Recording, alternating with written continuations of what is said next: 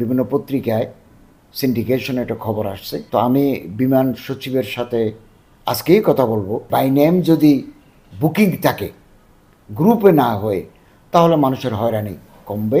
আমরা কোনো উমরা যাত্রী সৌদি আরবে পাঠাই না, আমরা কেবল হজটা নিয়ন্ত্রণ করি। এবছর 5,200 জনের মতো সরকারিভাবে যাবে। উমরা তো এখন সৌদি গভর্নমেন্ট আরও ইজি করে দিয়েছে, যে কোনো মোবাইল থেকে ওই ওই নুসুক অ্যাপের মাধ্যমে ঢুকলেই ভিসা ইস্যু হয়ে যাচ্ছে। এই জন্য সৌদি আরবে উমরা যাত্রী এখন বেশি।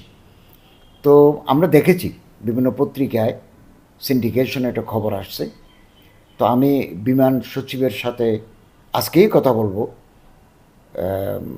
আপনি যেটা প্রস্তাব দিলেন ওইটাও আমি উল্লেখ করব, যে বাই নেম যদি বুকিং থাকে, গ্রুপে না হয়ে, তাহলে মানুষের হয়রানি কমবে।